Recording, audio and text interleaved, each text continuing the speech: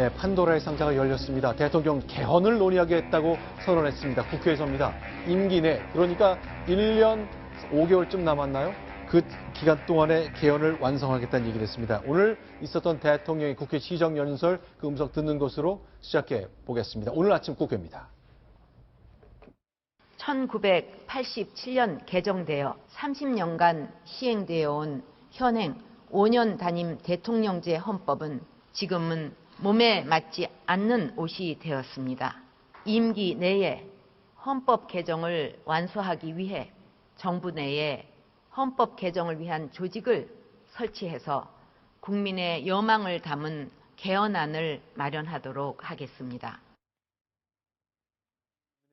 여망을 담은 개헌안을 만들겠다. 자, 개헌.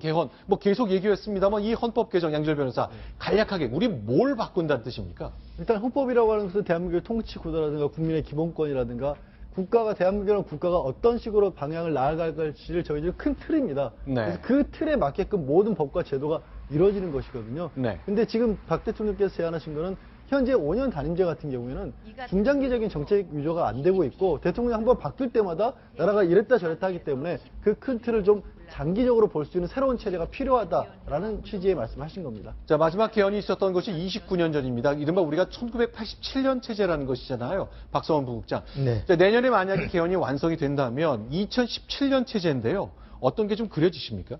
현재로서 뭘 볼 수 있는 겁니까?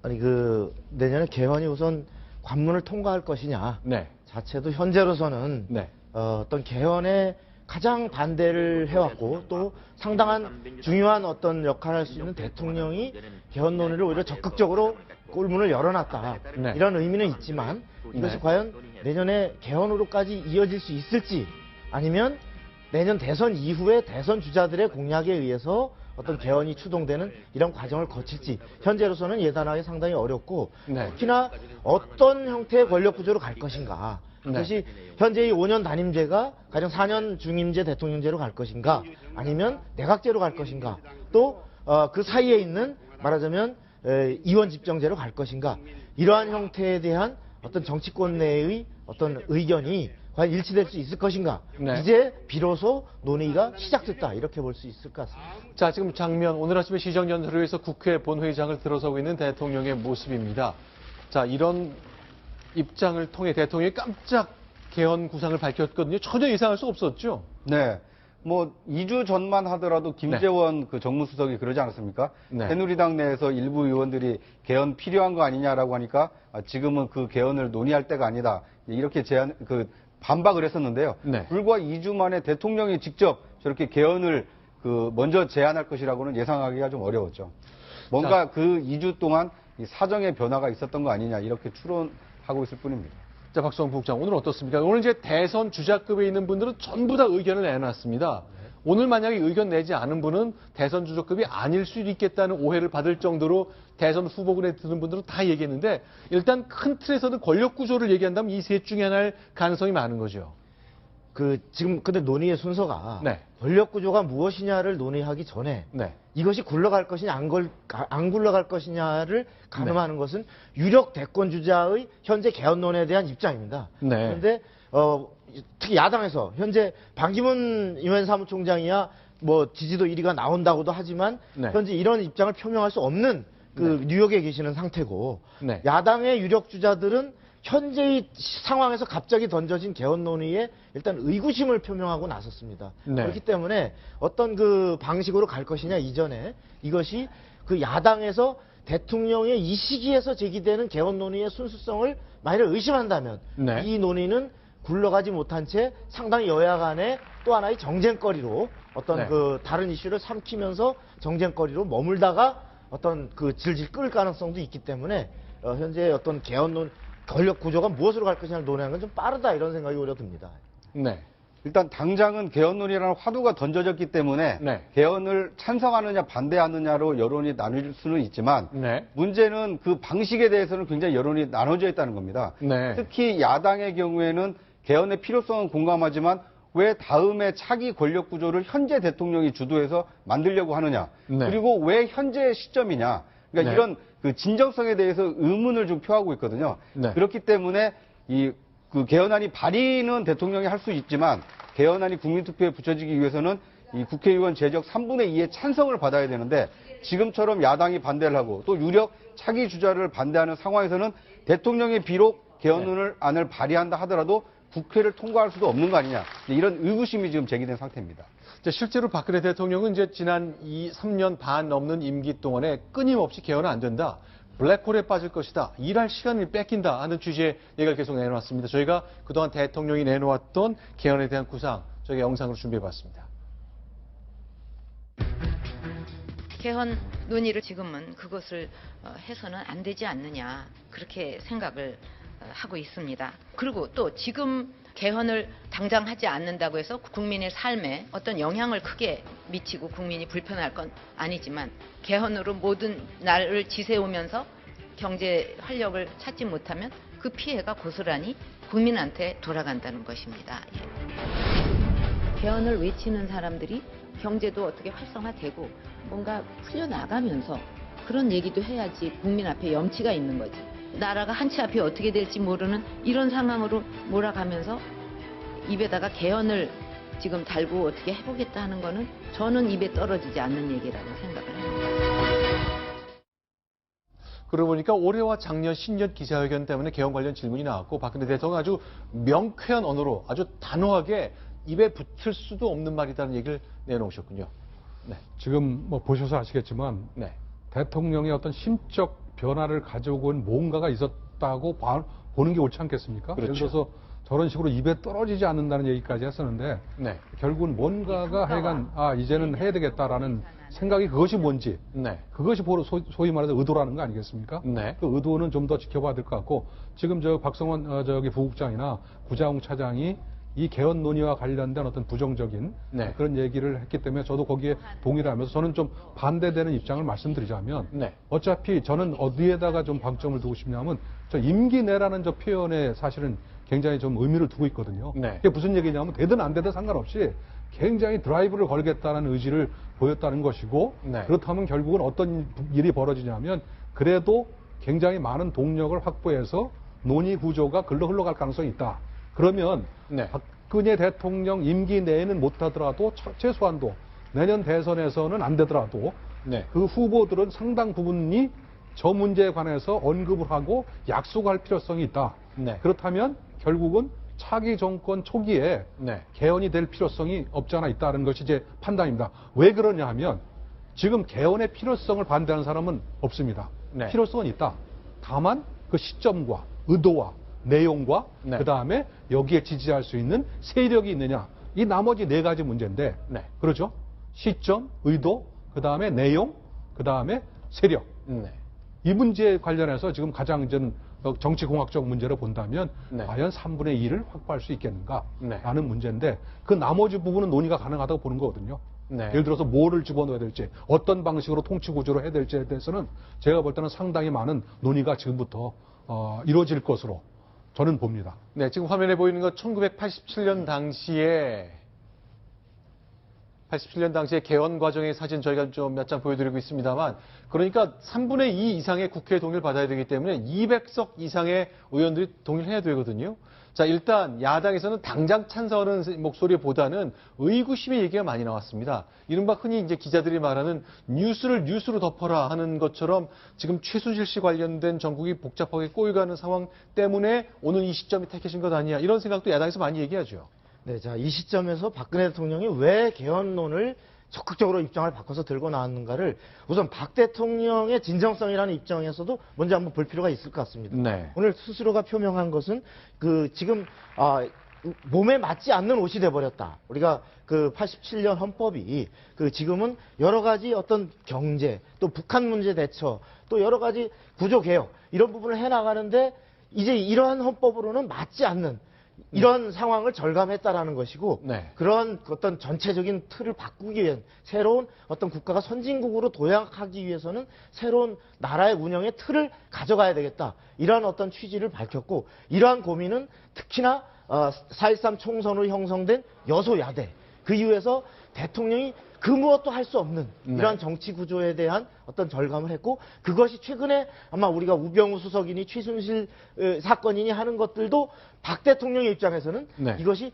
어떤 일부 잘못된 것이 있을 수 있지만 바로 대통령 구조에서 대통령제라고 하는 데서 나오는 여소야대가 되면서 아무 국정도 할 수 없는 이런 상황이기 때문에 과거 개헌이 되면 모든 것을 삼키는 블랙홀이 돼서 국정 운영을 할 수가 없다라고 하는 그런 입장에도 불구하고 이제는 이 틀을 바꾸지 않으면 그야말로 옴짝달싹할 수 없는 이런 틀이라고 하는 것을 갖고서 이제 어떤 호소를 하고, 과거에 또 많은 여야의 의원들이 200명 가까운 의원들이 개헌을 필요성을 주장했고, 또 국민들의 한 7할에 가까운 국민들이 지지를 보내고 있는 상황에 이제는 본인이 적극 나서겠다 이런 어떤 본인의 이 의도를 밝혔습니다만, 그러나 야권에서는 바로 그러한 명분에도 불구하고 갑자기 2주 전만 해도 김재원 정무수석이 그것을 할 때가 아니다라고 했다가 뒤집은 것은 바로 여러 가지 게이트나 비리 의혹으로 어떤 코너에 몰린 박근혜 대통령이 국면을 뒤집어서 바로 내년 대선을 향해서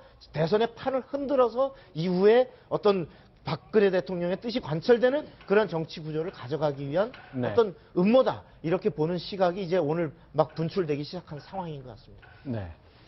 저걸 보면서 대통령이 가지고 있는 제가 볼 때는 어떤 뭐 정치적 감각 이런 부분은 죽지 않았다라고 판단을 하면서도 또 한편으로는 역시 지금 얘기 나왔듯이 대통령이 가지고 있었던 좋은 장점 중에 하나인 원칙을 버리지 않는다는 이미지, 그것은 저는 버렸다고 봅니다.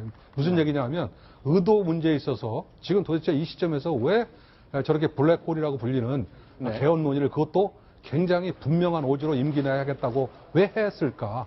하지 않으면 안 됐을까라는 걸 고민해 보면 제가 볼 때는 대통령의 의도를 의심할 대목이 있다. 그건 야당이 그런 의문을 갖는 것도 제가 볼 때는 당연하다라고 생각하기 때문에 제가 볼 때는 그 다음에 어떻게 될지는 그건 또 별도의 문제지만 적어도 이 시점에서 대통령이 지금까지 해왔던 모든 약속과 이런 것 판단을 뒤집고 지금 개헌을 얘기하는 것은 의심할 대목이 있다는 것은 저는 거기에 동의하는 바입니다. 이제 큰 틀에서 정리를 하자면요. 일단 여당에서는 환영하고 야당에서는 비판적으로 얘기한 것, 그 한 흐름이 있고요. 뭐 저희가 충분히 예상할 수 있습니다만 대통령 당선, 현재의 방식으로 대통령 당선에 가까이 있는 분들은 좀 비판적으로 보고 좀 멀리 떨어졌다고 느끼는 분들은 좀 환영하는 분위기가 느껴졌습니다. 대표적인 사람이 김무성 전 새누리당 대표인데요. 오늘 환영의 메시지를 내놨습니다. 이렇게 얘기했습니다. 오늘 이 정권 출범한 이후 오늘 제일 기쁜 날입니다. 우리나라 미래를 위해서 꼭 필요한 분권형 개헌에 대해서 대통령이 주도하고 나서신 것에 대해서 정말 크게 환영하고 전혀 없었습니다. 현장에 와서 알았습니다.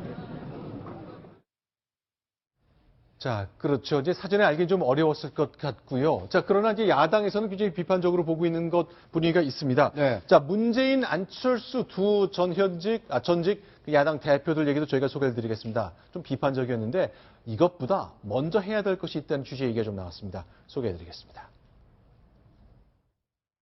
2007년 1월에 노무현 대통령께서 개헌, 대통령 4년 중임제 이야기를 꺼냈을 때 그 당시 그 박근혜 대표께서 참 나쁜 대통령이라고 말씀하신 적이 있습니다. 지금 현재 최순실, 우병우 이런 일들을 덮으려는 의도는 아닌지 그런 우려가 듭니다.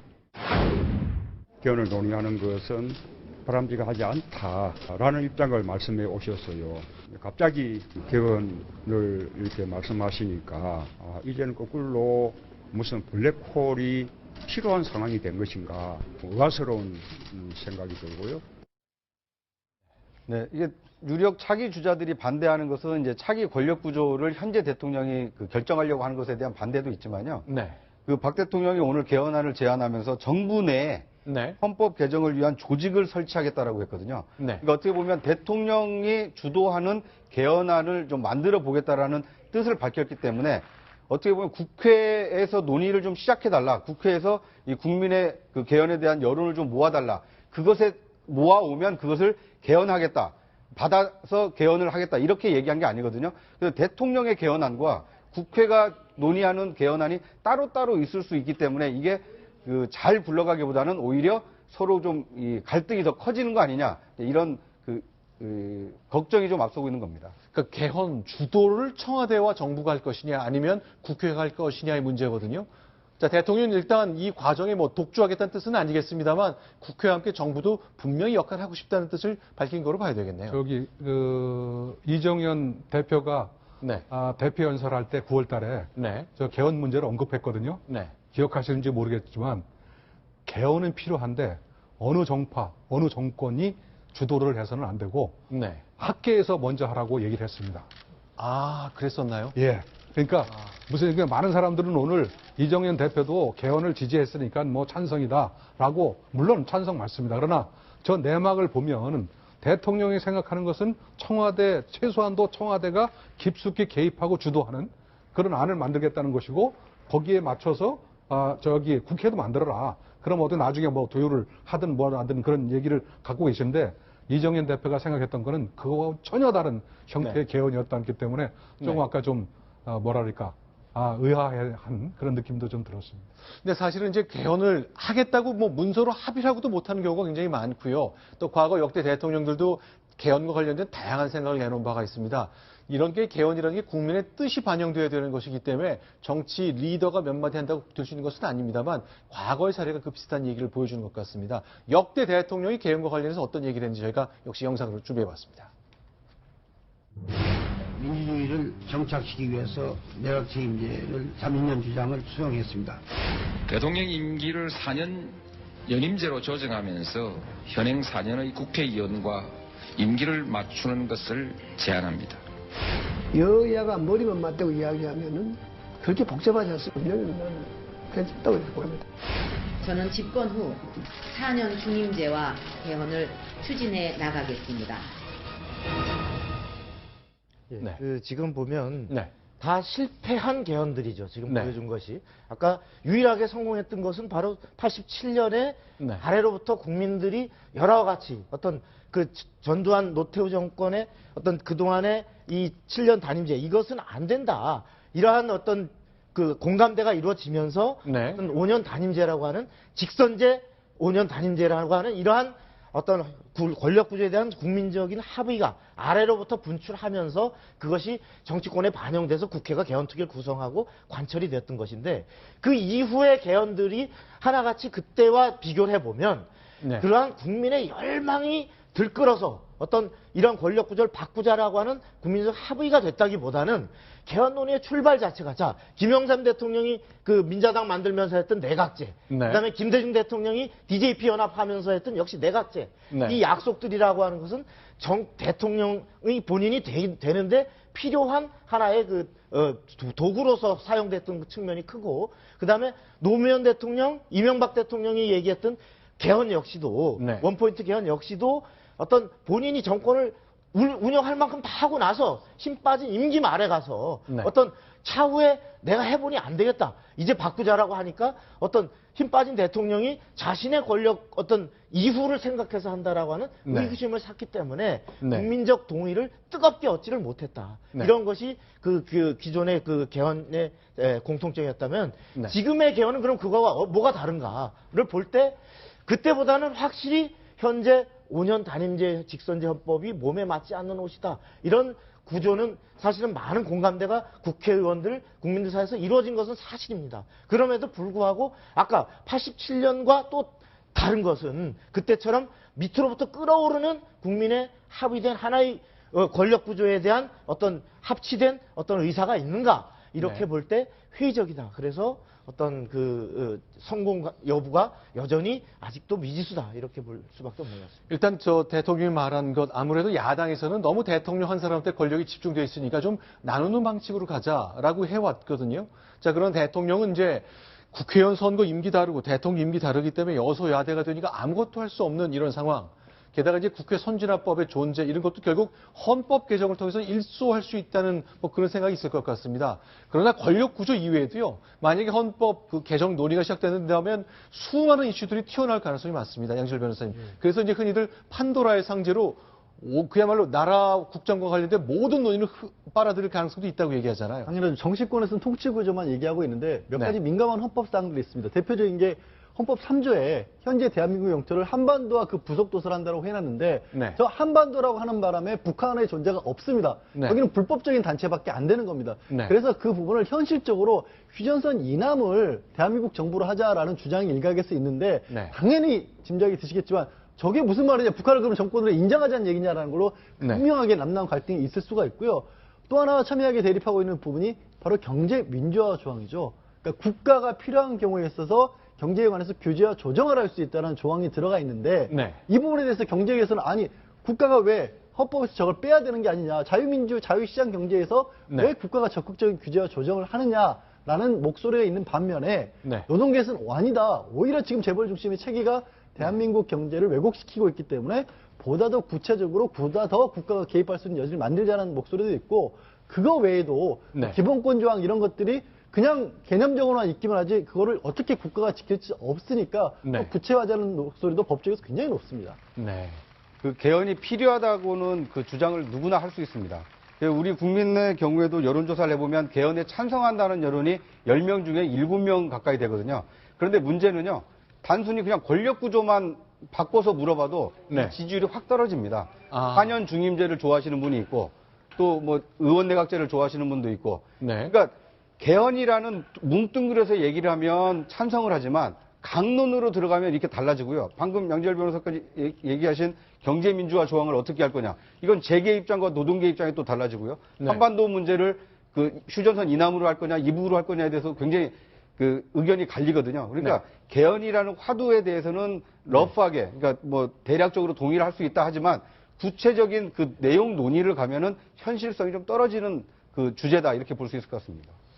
좀 한가한 얘기인지 모르지만 옛날부터 했던 얘기라 좀 드리겠습니다. 요번에 만약에 개헌을 할 때 지금 통치 구조만 얘기하는데 절대 그래서는 안 된다는 게 옛날부터의 실언입니다. 지금 왜냐하면 헌법을 고친다는 게 대단히 힘들지 않습니까? 그렇다면 몇 가지 이는 지금이라도 당장 통치 구조에 버금가는 그런 중요성을 가지고 논의를 해야 될 게 지방자치제 문제가 있고요. 지방자치제. 그렇죠. 문제. 지금 지방자치제가 지금 21년 됐는데 사실은 유명무실하다. 겉은 지방자치제지만 내막을 보면 아무것도 아니다.